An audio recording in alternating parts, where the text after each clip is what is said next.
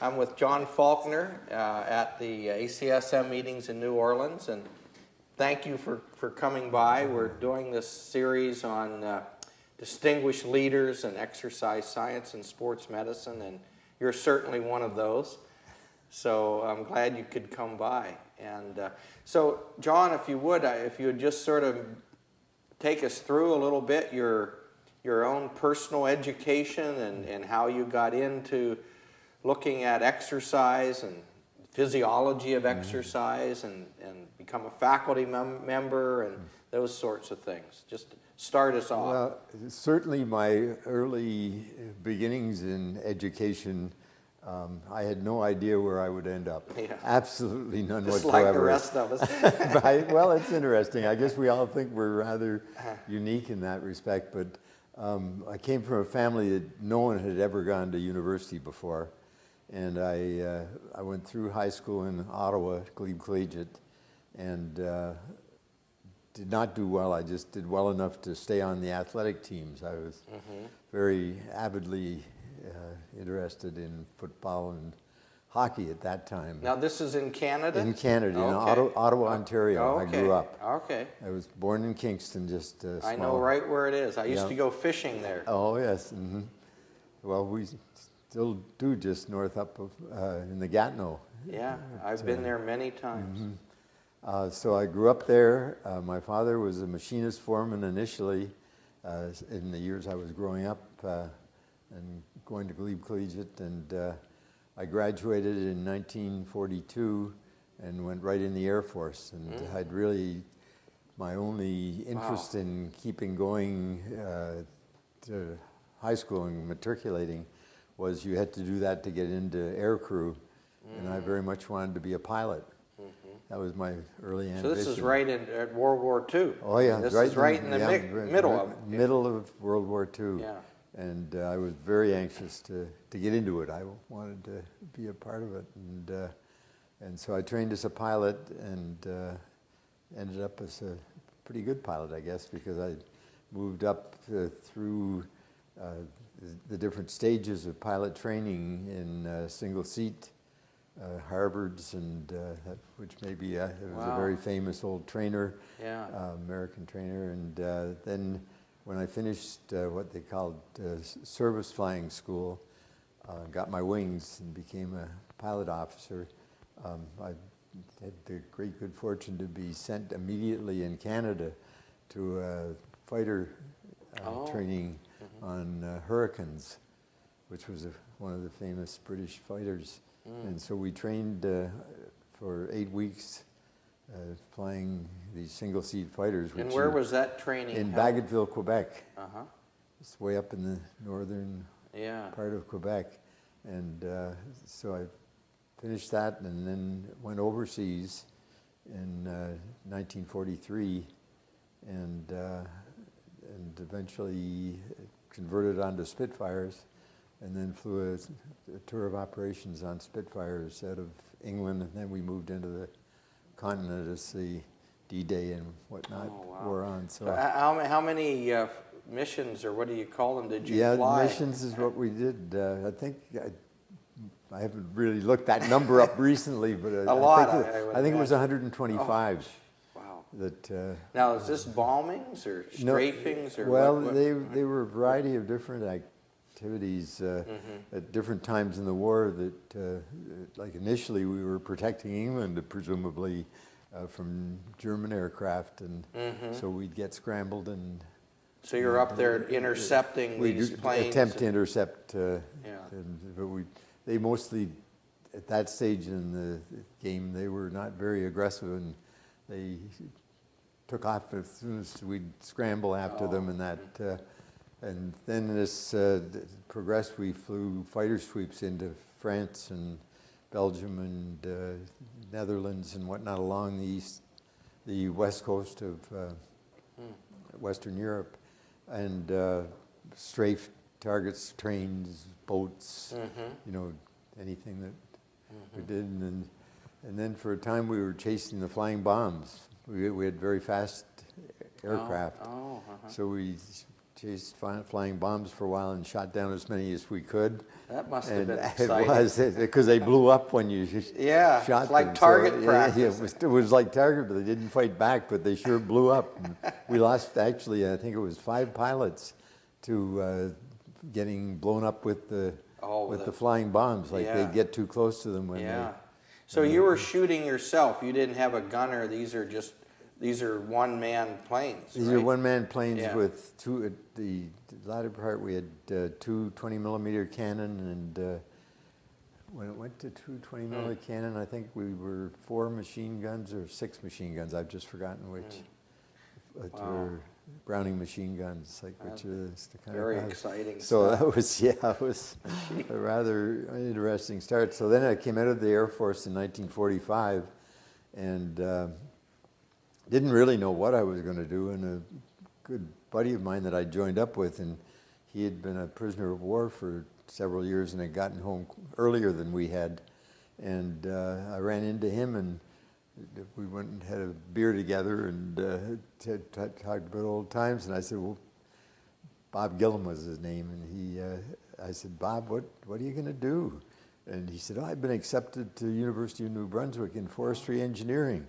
And I said, what in the name of heaven is forestry engineering? And he said, oh, you know, trees and streams and whatnot. And I said, well, that sounds pretty good to me. So I sent a telegram, and at that time, veterans, they just accepted you immediately as long as you had a... And you had money, too. Well, you got, you got... What was it called? Well, I've forgotten what, I can't even remember what they called in the Canadian, but GI Bill was what they called the American. And ours was exactly comparable, so it was the same. So I went through undergrad eventually, and in biology I switched. It turned out I wasn't as interested in trees and streams and forests. Right, but did you go to the same school? At that time, but then I switched schools to Queen's University. Okay. I started off at University of New Brunswick in the Maritimes in forestry engineering. And they were famous for forestry engineering. It turned out they were very highly regarded in that field. But I decided I wanted to be a biologist, and so I went to Queen's University in honored in biology, and got a BA, and then left and taught high school for 4 years. Really? In biology? Biology, yeah. And where did you teach? I went back to the high school I'd gone through, and as an undergrad, before I joined up. And I did that for 4 years, and my old high school coach had gone down to the University of Michigan and got a master's degree in education while he was teaching, and he strongly advised me to do that. He said it had a real impact on his teaching career, so I started doing that in education and became more interested in a doctoral degree in physiology. And so I eventually switched over and got a Ph.D. in physiology, and at Michigan. At Michigan, yeah. And very early on,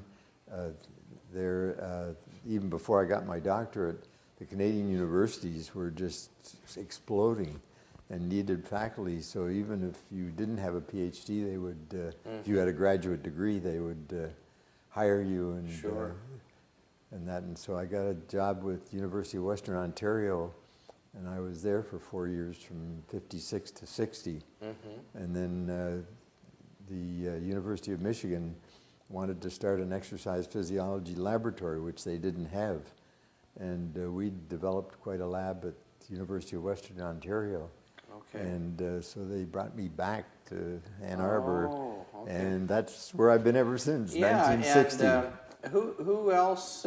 So was that lab in the phys ed sector? It was in the physical education. And who else was there then when you were there? Henry Montoy. That's where Henry and I first met each other.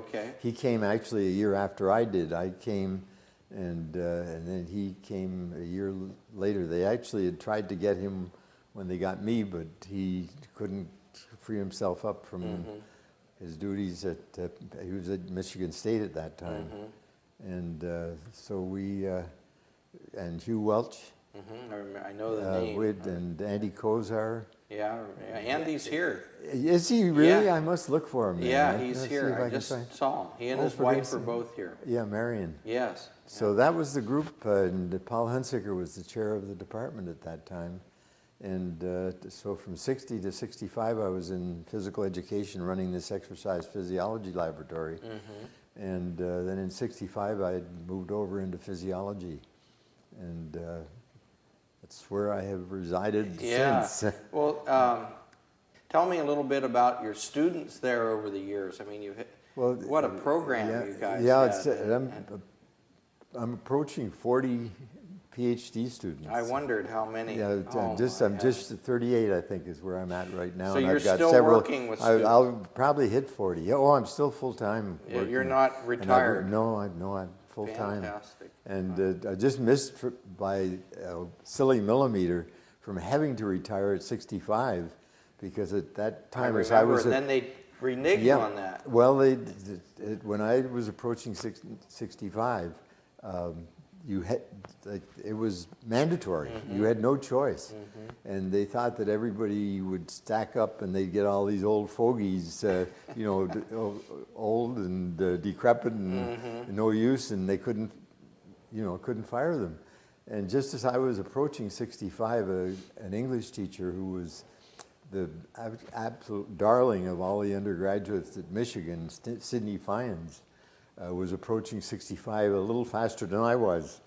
And there was an uproar about Sidney Fyans having to retire.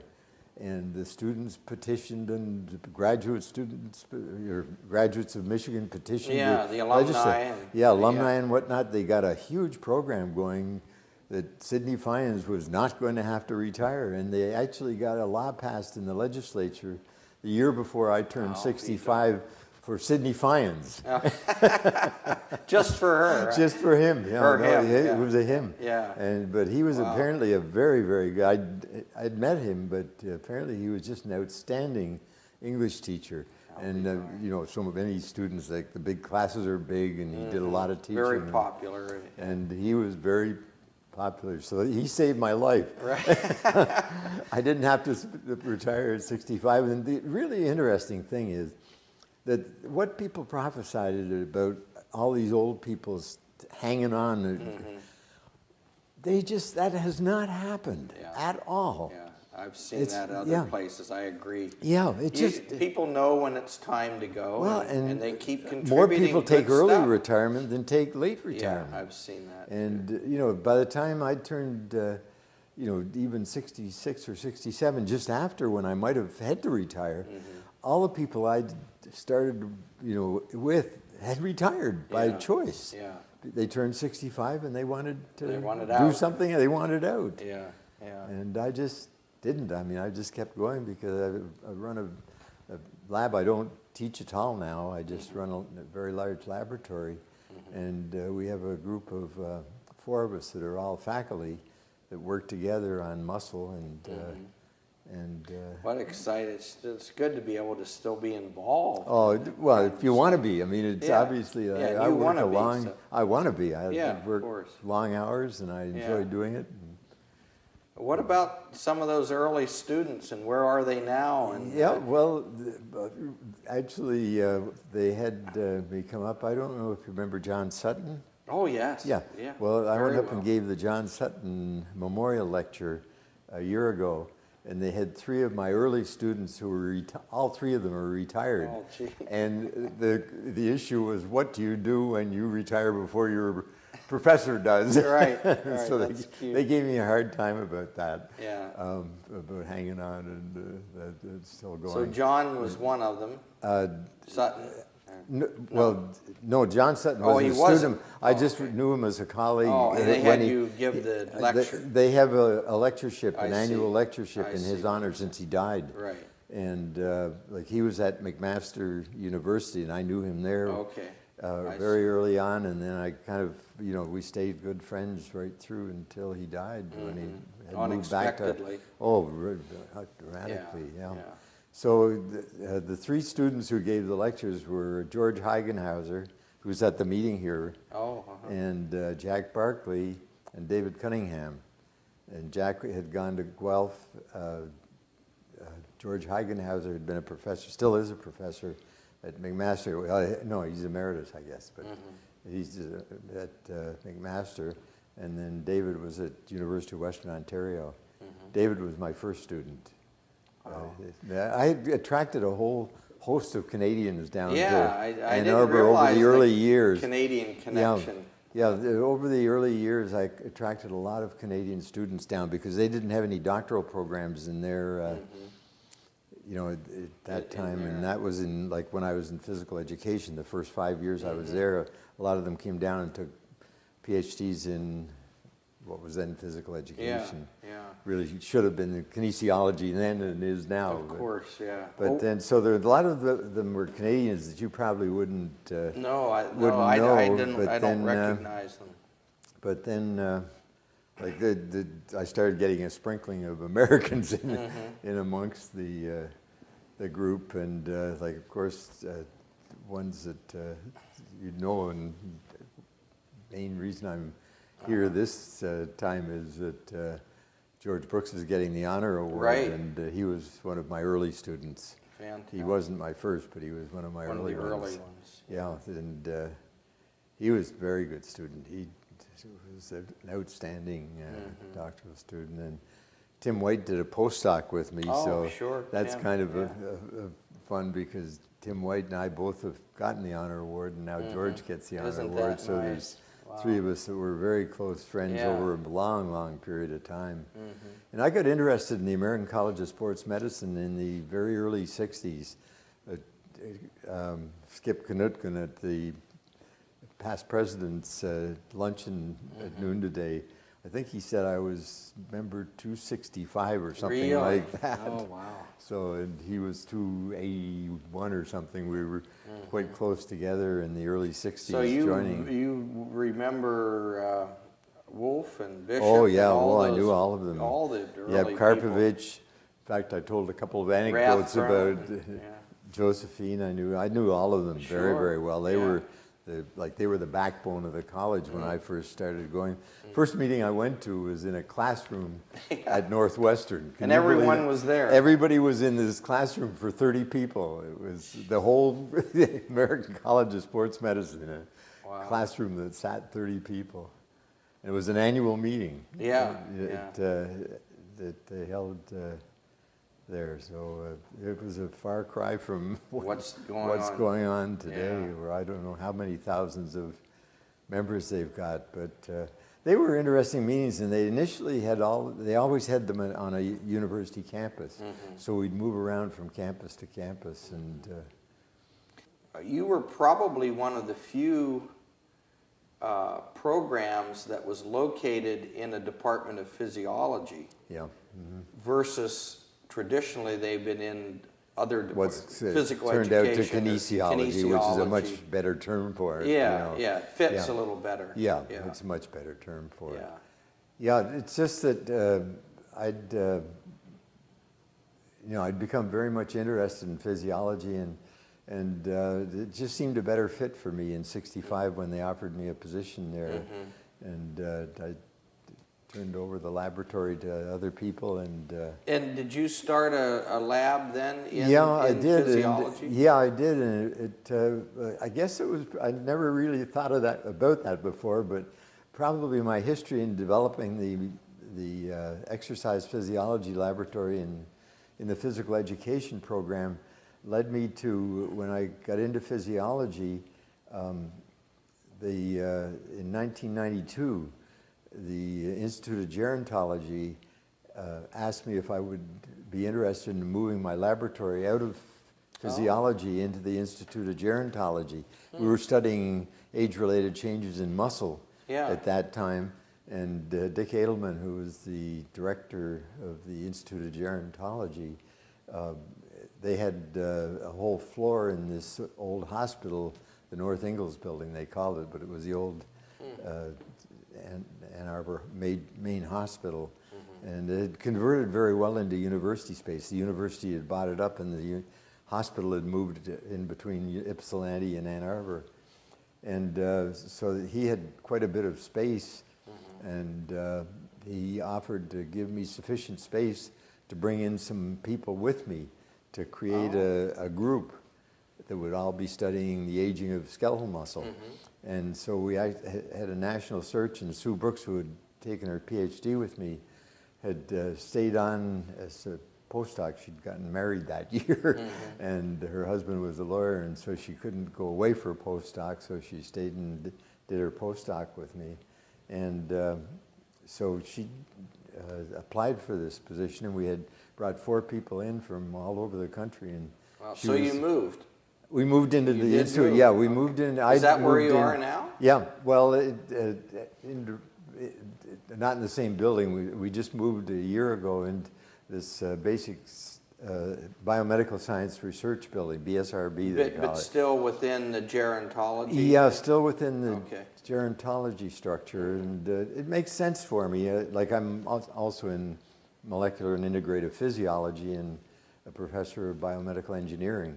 So I wear quite a number of different hats. Yeah. But it's turned out that having the appointment in the College of Engineering has been critical for our successful running of the laboratory, because it's attracted a lot of biomedical engineering students into the muscle mechanics laboratory.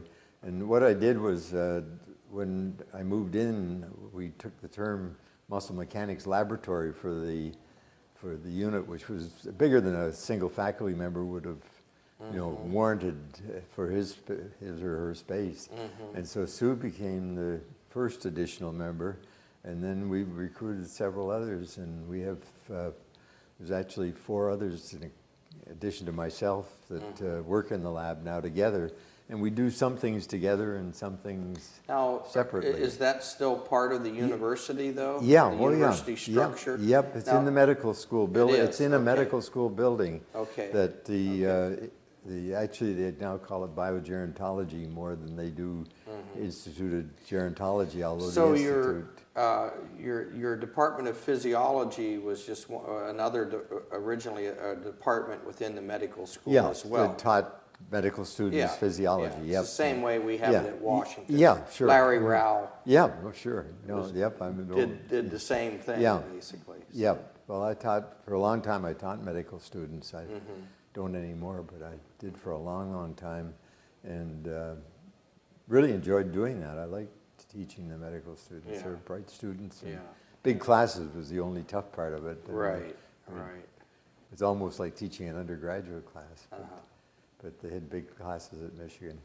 So anyway, what that has enabled us to do is to really mount a kind of a very collaborative attack on age-related changes in skeletal muscle, which is really what we've focused on over the years. So we've really, I think, made quite a bit of progress in understanding what are real age-related changes that are immutable and you have no control over them. Yeah, I would think that the way society's aging, that it's going to be just primary ground. Well, and it's like the group that we're particularly interested in are the frail elderly, or the failure to thrive elderly, that even when you try to do something for them, they don't respond very well. Like the geriatricians, that's the group that they have the most difficulty with. I see. They just don't respond. And so we're looking at animal models of accelerated aging in that we've developed through a program project that I run. We've got an animal model, it's a copper zinc superoxide dismutase knockout that ages at about... I wonder how you were doing. Okay, so you're early aging these animals. Yeah, they're mice. Mice, yeah. It's easier to develop I see. knockout and transgenic models in the mice than it is rats, and we have a transgenic animal core in our Nathan Shock Center. I've been director of the Nathan Shock Center at Michigan since 1995 when they first developed these Nathan Shock Centers. Now, what is that? I'm not familiar with that. The Nathan Shock, did you know of him at all? No. He was a very famous... I didn't. He was at the National Institute on Aging for a long, long time as a basic scientist. And when they had the idea of having these centers to study the basic biology of aging, is that they funded 3 of them in 1995, and we were fortunate to be one of those 3. I see what you're saying. And, so sort of regional. It's the regional centers. There's one at the University of Washington, Seattle, that's been going for the same time since 1995, like we have, and one at San Antonio, Texas. Arlen Richardson is director of that one, and so we collaborate quite closely with each other, particularly those 3 of us that have been in it since 1995. Yeah, I'm from Seattle, and I didn't even know about it. So. Yeah, they've got a very strong program there, and it's more the neurobiology of aging there, whereas Arlen and ours are more focused on skeletal muscle and changes that take place in skeletal muscle, which are really very dramatic. It's like there are immutable changes that we don't really have any control over.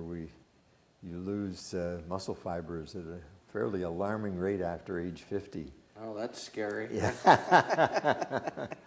And that's what we're interested in using this accelerated model to see just what. So even though you're exercising and so forth, you would still lose them? Yeah, so it's a totally age-related thing. It's totally age-related. It has a 50-year onset in humans. The first study by a fellow named Lexel, he counted the number of fibers in the vastus lateralis muscle of human being cadavers from age 20 through to age 90. And what he found was at age 50, the number of fibers began dropping, and at age 80, you have 50% of them gone. Does anything slow it down? Nope. Nothing. Not that we know of at this point. Interesting. And it's a very steady slope. I mean, it just goes from 100% at age 50 down to 50%. And as far as we can tell from animal studies, it's happening in pretty much all of the major skeletal muscles in the body. This loss of fibers. It's a wonder that that people can keep exercising at a pace that is pretty impressive. Oh, they really do, but with less to work with. That's right. The people, and you can see it in the muscles of, the world-class marathoners that are age 75, 80. Yeah. Like there's a fellow just recently, 76 years of age, a Canadian actually, that ran a sub-3-hour marathon, the first person that old. And his legs are like that. And he's got very skinny legs and clearly has lost the same muscle mass that... Now, would this affect your lung muscles too? Or well, just we don't, we don't, probably... Yeah, very interesting. Probably does affect the diaphragm. But we've not studied the diaphragm for that purpose. We've studied it for other purposes.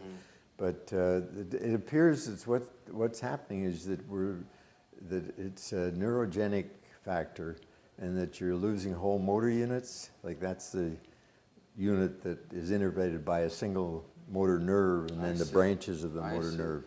And the number of motor units in people after age 50 drops at pretty much the same rate that the number of fibers drop. So it looks like it's driven by this neurogenic factor that is causing a loss of motor units, and that's what we're interested in really identifying in the work. I wonder if there's any genetic difference, genes of people go faster than others, or... Well, there's certainly a spread in the data. Yeah, I mean, there's gotta be like some. everything else, but it's very clear that it begins like even the ones that are, because there's huge range in the number of fibers that people have in their vastus lateralis. To begin with. To begin with, yeah. I see what you're saying. So it's like there's a big variability. But that drop goes down, like, so the person that starts with a very high number, they're dropping at the same rate as the person that has a very low number. So the person with a very low number would be at a little bit of risk of, if the drop is pretty although they're consistent. probably smaller body build and that, but certainly that's a factor that impacts on the mobility of people, the frail elderly, if they don't, if they have atrophied muscles to start with and then start losing 50%, they're in very bad Yeah, so the trouble. exercised person, even though they're losing, they can stands to hypertrophy. benefit. They can hypertrophy what they've got left, Yeah, or they can at yeah. least keep it what.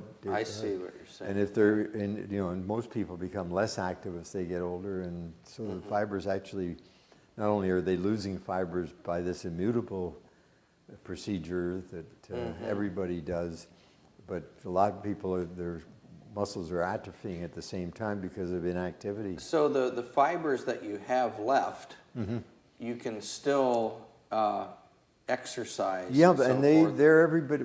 We study single fibers now from human beings with biopsies. Okay. And these fibers from old people are very comparable, particularly active old people, are very comparable to what they are in young. So that what's left is still quite good. Is still good, is viable. So it's, if you use it. if you use it. Yeah. So that's, I mean, that's really the message we give people is you want to keep active as long as you can. And as active as you can. I mean, not overdo it, but because That's interesting. Yeah, really. Like the other thing we're interested in is contraction-induced injury, because you can, like the contractions that muscles make when muscle is stretched during a contraction. Like muscles make 3 types of contractions. They either shorten, stay at the same length, or are stretched while they're trying to contract. Yeah. So your muscles make 3 different types of contractions in all the different movements we make. And with the lengthening contractions, when you stretch a muscle that's maximally activated, you can actually cause damage to it if it's a very rapid stretch or severe stretch. And people, undoubtedly you've done that to yourself, gardening or I have. we all have. So that I see. can, and if you do that severely enough, you can actually end up with a permanent injury. But normally it heals even in old people. You're 83 and you're still active. I am. And that's the message, as isn't active it? As keep as active as you possibly no, it definitely can. is the message. It definitely, and it's much better if you really maintain an active lifestyle. And obviously, when people have not, when you're working in the field that I am, you encounter people that have been inactive right into, and then all of a sudden they can't do the things that they want to do. But And, the advice I've heard, John, is that if you haven't, start. It's not. It's not too late to start. No, it's never too late. Wherever No, it is, it's start. never too late to start. Even if it's very minimal, do something, and then build. And then from build there. on that. Yep, Yeah. which you can do. Yeah. And the muscle fibers, we know this. I mean, we've looked at the muscle fibers of old people, people who were inactive before, who have undergone training, and they behave the same way as they would in a younger person. So what you have left there is viable muscle, and it's trainable. Okay. And so you can hypertrophy muscles in old people, and they show it. I mean, you can actually demonstrate this in human beings. We do a lot of our work in animals, and you can show it in animals also, but in mice and rats. But with human beings, they can really make fairly dramatic changes, going from an inactive lifestyle to an active lifestyle. And in the few minutes we have left here, I wondered if you could reflect back again on maybe the earlier years of the American College of Sports Medicine and where we're at today. And you've got quite a perspective. Well, I was very active in it, as you know. I was almost from the beginning, because there weren't many of us then. And from very early on, I was on the board of trustees.